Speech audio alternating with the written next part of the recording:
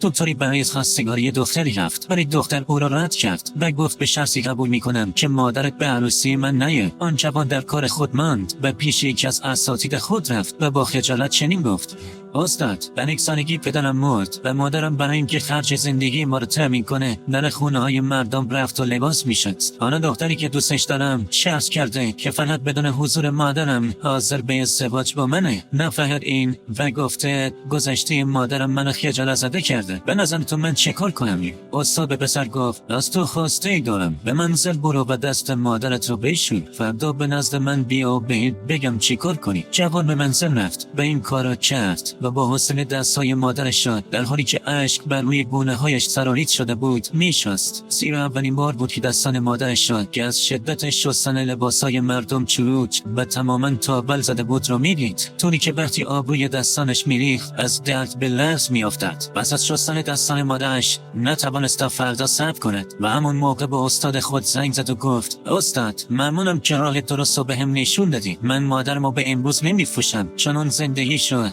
برای آینده من تباه کرد.